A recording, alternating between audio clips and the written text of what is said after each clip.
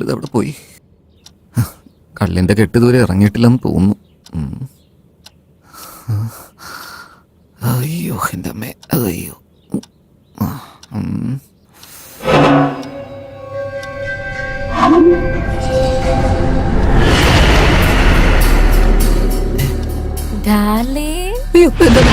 എന്നൊന്നും ചെയ്യില്ലേ, എന്നൊന്നും ചെയ്യില്ലേ. നമ്മൾ തമ്മിൽ ഡീലുണ്ടായിരുന്നു, മറന്നുപോയാ? എന്നൊന്നും ചെയ്യില്ലെന്ന് സത്യം പറഞ്ഞല്ലേ? വേണ്ട, ഞാനിപ്പോ ആ മൂഡിലല്ല. എനിക്കുണ്ടല്ലോ. Come on, Teja. Get into the mood. എനിക്ക് മൂഡ് വരുന്നില്ല.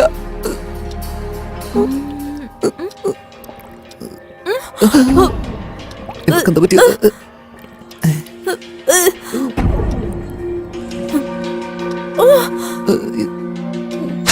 അയ്യോ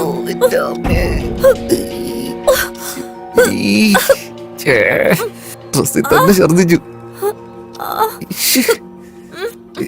തേജ, തേജ, എനിക്ക് എന്തോ പോലെ. തേജ തിരിച്ചു വന്നപ്പോ ഞാനൊരു മാതിരിയായി. I think we need to go to a doctor. ഡോക്ടറോ? എന്തിനാ? കൂട്ടിക്കൊണ്ട് പോവോ അതോ ഞാൻ തന്നെ പോണോ? ഒരു മിനിറ്റ് വെയിറ്റ് ചെയ്യ്, ഞാൻ കൊണ്ടുപോവാ. പറയടാ അളിയാ, പറയടാ. ഞാനാ അളിയാ. നീയാണോ? പറ. എന്റെ ഭാര്യ ഛർദിക്കുന്ന അളിയാ. അബ്ബാ, ഈ ലോകത്തിൽ നിന്നെ പോലെ ഒരുത്തൻ ജനിച്ചിട്ടില്ല, ഇനിമേ ജനിക്കാനൊട്ട് പോണൂല്ല.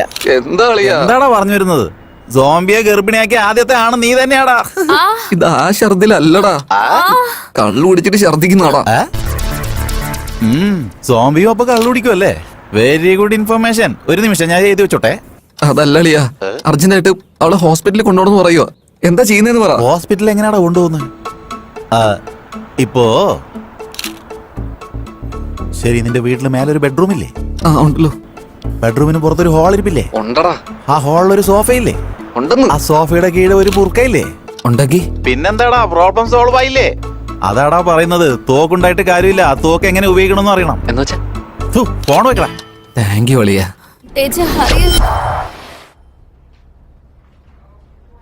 സർ, സാറിന്റെ BP കുറച്ച് കൂടുതലാ. നീ കുറച്ച് മാറി നിന്നാ നോർമൽ ആയിക്കോ.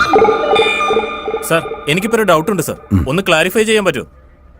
എന്താടാ അത്? എന്തിനാ സർ എപ്പോ നോക്കിയാലും ഈ പഴയ കണ്ണ് തുടയ്ക്കാൻ പറയുന്നത്? നീ അത് ഓർത്ത് വെച്ചോ, ബാക്കിയല്ല ഞാൻ പിന്നെ പറഞ്ഞുതരാം. ഓ, പേഷ്യൻസ് വരുന്നുണ്ട്, എല്ലാരും അങ്ങോട്ട് മാറ്. വന്നോളൂ, ഇരിക്കൂ. എനിക്കെല്ലാം മനസ്സിലായി സർ. ഞാൻ പറയാം. ഇത് നിന്റെ ഗേൾഫ്രണ്ട്. നീ അവളെ ഗർഭമാക്കി. അവളുടെ വീട്ടുകാരെ അറിയാതെ ഞാൻ അബോർഷൻ ചെയ്യണം, അതല്ലേ? സർ, ഇവളുടെ കല്യാണം കഴിഞ്ഞാണ് സർ. ഓ, അതാണ് ആവശ്യം. അവളുടെ കെട്ടിയനറിയാതെ അബോർഷൻ ചെയ്യണം, അല്ലേ? ഞാനാണ് സാർ ഇവളുടെ ഹസ്ബൻഡ്. ആണോ? അപ്പൊ നീ അറിയാതെ ഞാൻ ചെയ്തു തരാം. ഞാനത് പറയട്ടെ സാർ.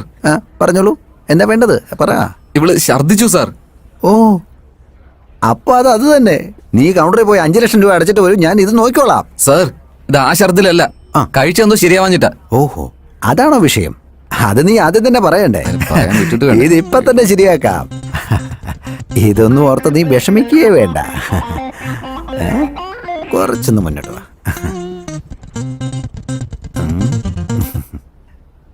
സാധാരണ എന്താ കഴിക്കാറ്? പട്ടി, എലി, പൂച്ച, ആട്. പട്ടി, എലി, പൂച്ച, ആട്. വളരെ നല്ല ഭക്ഷണം. I like your sense of humour. ഇവളുടെ കോമഡി എനിക്ക് ഒരുപാട് ഇഷ്ടമായി.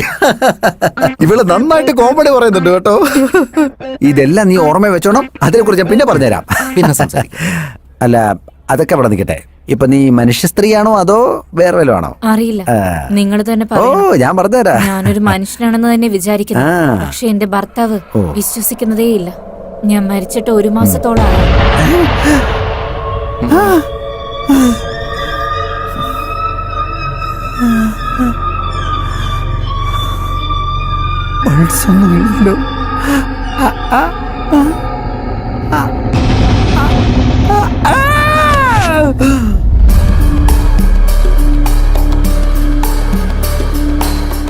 ഈ സോംബികൾ വീട്ടിലുണ്ടെങ്കിൽ പബ്ലിക്കിന് വളരെ ആവത്താ. അതുകൊണ്ട് അവളെ എത്രയും പെട്ടെന്ന് കൊല്ലുന്നതാ നല്ലത്. അവളെ കൊല്ലുന്നത് എങ്ങനെ? ആ ഫാദറിന്റെ പ്ലാൻ ഒന്നും വർക്കൗട്ടായില്ല. അതുകൊണ്ടാണ് ഹൗ ടു കിൽ സോംബി എന്ന വിഷയത്തെക്കുറിച്ച് നമ്മൾ യൂട്യൂബിൽ റിസർച്ച് ചെയ്തത്. ഒരുപാട് നോക്കി.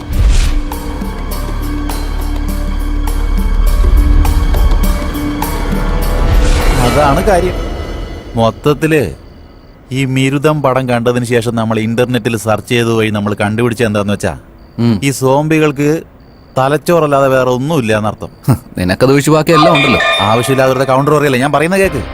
ഇപ്പോ ഈ സോംബികളുടെ കയ്യിലുള്ളത് വെറും തലച്ചോറ് മാത്രമാണല്ലോ. ബാറ്റ് കൊണ്ട് നല്ല ഓങ്ങി ഒന്ന് അടിച്ചാ അതോടെ അവരുടെ കഥ കഴിയും. കൺഫേമാ. അതെങ്ങനെ അളിയാ? You mean how? ഇങ്ങനെ തന്നെയാടാ. ഇപ്പോ നമ്മുടെ ധോണിയില്ലേ, വേൾഡ് കപ്പ് ഫൈനലിൽ 6 അടിക്കുന്നത് കണ്ടിട്ടില്ലേ? അതുപോലെയാടാ അളിയാ. അതെങ്ങനെയാ ഒന്ന് അടിച്ചു കാണിച്ച്? ധോണിയുടെ പണി ധോണി എടുത്തോളും, ദ്രാവിഡിന്റെ പണി ദ്രാവിഡ് എടുത്തോളും. ധോണി ചെയ്യുന്ന പോലെ ദ്രാവിഡും, ദ്രാവിഡ് ചെയ്യുന്ന പോലെ ധോണിയും ചെയ്യാൻ പാടില്ല. എന്റെ നേരം വരുമ്പോ ഞാൻ ചെയ്തോളാം. നീ ഇപ്പൊ പോയി നിന്റെ പണി ചെയ്യാൻ നോക്ക്. പോ ബ്രദർ, നിന്റെ ഉള്ള ധൈര്യം പുറത്തുകൊണ്ടുവരാൻ നോക്ക്. പക്ഷേ ഇപ്പോഴും ഒരു ഡൗട്ട് ഉണ്ടോ അളിയാ? ഡൗട്ടോ? ഇൻ കേസ് മരിച്ചില്ലെങ്കിലോ? ഇങ്ങോട്ട് വന്നേ. മതി മതി. ഓക്കെ ഓക്കെ, മനസ്സിലായി അളിയാ. മനസ്സിലായി.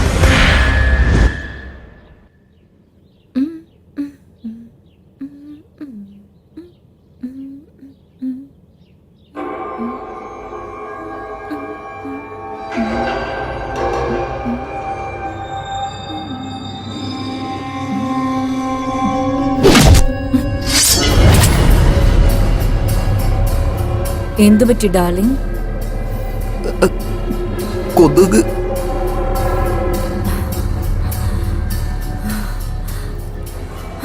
എന്നോട് നിനക്ക് അത്രയ്ക്ക് ഇഷ്ടമല്ലേ? നിനക്ക് വേണ്ടി സ്നേഹത്തോടെ ഇപ്പൊ തന്നെ ജ്യൂസ് ഉണ്ടാക്കി കൊണ്ടുവരാം.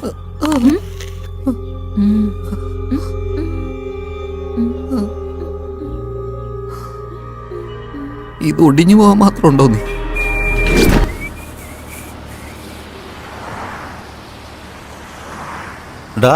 എന്താടാ മുഖം വാടിയിരിക്കുന്നേ? ഇത്രയൊക്കെ സംഭവിച്ചിട്ട് എങ്ങനെയാ ഹാപ്പി ആയിട്ടിരിക്കാൻ പറ്റുന്നത്? ഡോണ്ട് വറീടാ. ആ ഫാദർ ഡിക്കോസ്റ്റ ഇല്ലേ, അയാളുടെ അടുത്ത് കിങ് ഗ്ലാഡിയേറ്റർ യൂസ് ചെയ്ത ഒരു കത്തി ഉണ്ടെന്നാ പറഞ്ഞത്. അത് ഞാൻ വാങ്ങാൻ പോവാ.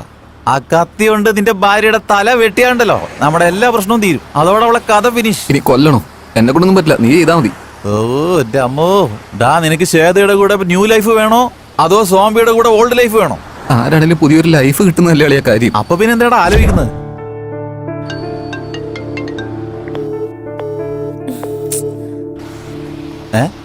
ആരാ? സോംബിയാണോ? ശ്വേത അളിയാ. എന്തിനാണോ സംസാരിക്കാതെ കട്ട് ചെയ്തത്?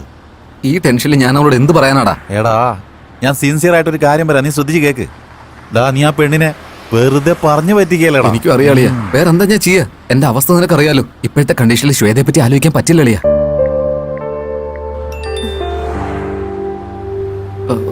ഇപ്പൊ ആരാ? ശ്വേതടാ, എന്നെ അർജന്റായിട്ട് കാണണോന്ന്, എന്തോ ഇമ്പോർട്ടന്റ് ആയിട്ടുള്ള കാര്യമാണൊക്കെ. ഇപ്പൊ കാണാൻ വന്നില്ല, ഇനി കാണാനേ വരണ്ടാന്ന്. എന്ത് ടോർച്ചറുള്ള കളിയാ. ഞാൻ ആലോചിക്കാതെ ഒരു കാര്യം പറയാം. നീ ഇപ്പൊ തന്നെ പോയി ശ്വേതയെ മീറ്റ് ചെയ്യണം. അപ്പൊ ഫാദർ ഡിക്കോസ്റ്റ? അത് ഞാൻ നോക്കിക്കോളാം. ഫാദറിനെ ഞാൻ മീറ്റ് ചെയ്തോളാം. നീ പോയിട്ട് വാ. കുറച്ച് ചിരിക്കടാ, പുതിയ ലൈഫ് തുടങ്ങാൻ പോവല്ലേ. അതാണ് ഗുഡ് ബോയ്. പിന്നെ അവളെ കാണാൻ പോകുമ്പോ ഈ നാറിയ മുഷിഞ്ഞ തുണിയിട്ടുകൊണ്ട് പോയേക്കല്ലേ. പോണ വഴിക്ക് ഒരു ഷോപ്പിൽ കയറി നല്ല തുണിയൊക്കെ വാങ്ങിട്ട് പോ. എന്നിട്ട് അത് ധരിച്ചിട്ട് പോ. നീയും സുന്ദരനായിരിക്കണം, നിന്റെ ഡ്രസ്സും സ്റ്റൈലായിരിക്കണം, റൊമാൻറ്റിക് ആയിട്ട് പോണം കേട്ടോ. Naughty boy.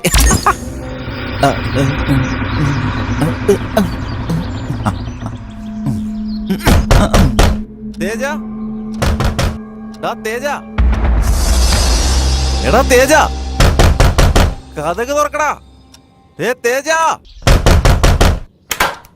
എടാ തേജ. ഹലോ ചേച്ചി, തേജ ഇരിപ്പില്ലേ? അത് ഞാൻ വന്നാന്ന് വെച്ചാ. ഇതെന്താ ചടപടാന്ന് കഥ കിടക്കുന്നത്?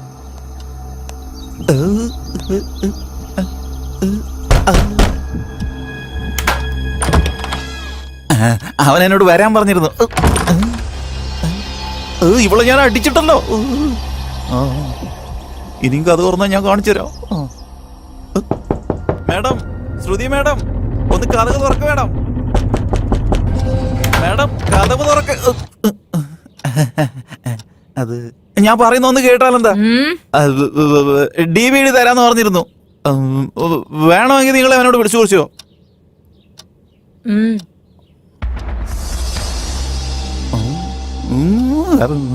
ആ DVD എല്ലാം പഴയതാ. ഉള്ളിൽ വന്നാ ഞാൻ വേണമെങ്കിൽ സഹായിക്കാം. ഒരുമിച്ച് ജീവിക്കുന്നത് കരുതിയിട്ട് പടത്തിൽ കാണാന്ന് വിചാരിച്ചു. ഇത് കലിയുകയല്ലേ, അങ്ങനെ സെറ്റ് ആയി പോയി മാഡം. അതിരിക്കട്ടെ, നീയും തേജയും തമ്മിൽ എന്താ ഇത്രയ്ക്ക് ഫ്രണ്ട്ഷിപ്പ്? വലിയ സ്പെഷ്യൽ ആയിട്ട്. അത് വന്ന് പിന്നെ ഫ്രണ്ട്ഷിപ്പിന് കണ്ണില്ലല്ലോ, അതിന് പെർഫെക്റ്റ് എക്സാമ്പിൾ ഞങ്ങളാ. വരൂ സിസ്റ്റർ, വന്നാട്ടെ, ഞാൻ DVD ഇട്ടുതരാം. അവിടെ ഇരിക്കുക കേട്ടോ. ഞാൻ ഒന്ന് ചെക്ക് ചെയ്തോട്ടെ. അത് കഴിഞ്ഞ പ്രാവശ്യം ഞാൻ എടുത്തോണ്ട് പോയപ്പോ ഈവിൾ ഡെഡിന് പകരം കലകലപ്പ് എന്നുള്ള പടം കിട്ടിയത്. അതുകൊണ്ടാണ് ഞാൻ ഇപ്പൊ ചെക്ക് ചെയ്യുന്നത് കേട്ടോ. കിട്ടിപ്പോയി കേട്ടോ. ഒരു മിനിറ്റ്. അമ്മ